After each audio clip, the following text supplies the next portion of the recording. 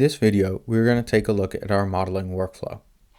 This is where we will attempt to predict customers' lifetime value using a linear regression model.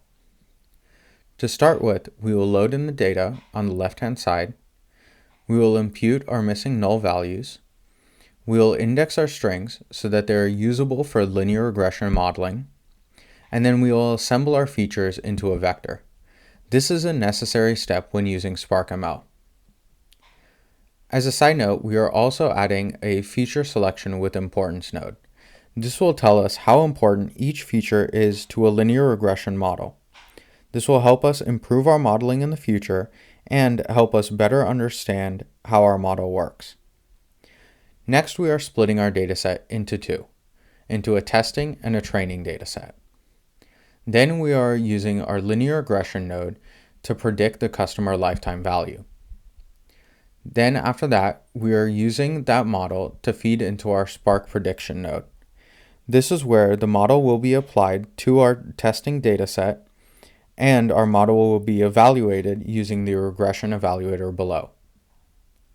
Finally, we are also printing out our dataset for manual inspection. We are selecting our predicted and our actual columns, and we are graphing the values so that we can visualize how the model works.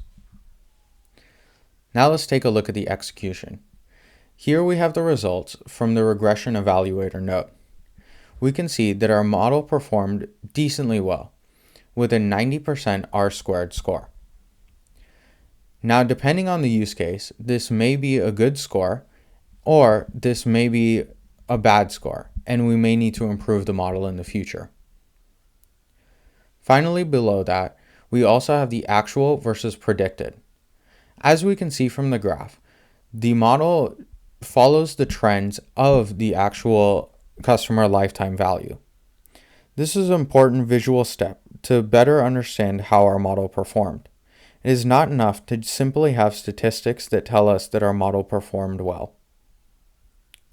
Finally, we have our feature importance. This tells us how important each column was in building the model. We can see that by far, the frequency column was the most important when building our model. This was how often a customer makes purchases. And this makes sense, as the more often a customer returns to our store or buys a product from us, the higher their customer lifetime value will be. Next, we have our customer ID. Then we have our canceled inventory count. This was how often a customer canceled an order. This is an important metric as it tells us how customers behave and how they make purchasing decisions, but also go back on those purchasing decisions. And next we have our customer unique product count.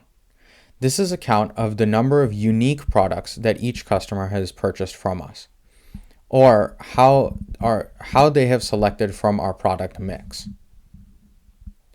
Using these features, we can then identify areas which we need to focus on. For example, we can build on our strength by focusing on the frequency or by targeting customers who purchase often from our store. Or we can focus on our strength or our weaknesses.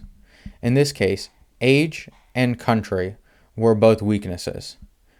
We may want to focus on different countries in the future or target different age groups in the future. Thank you for listening.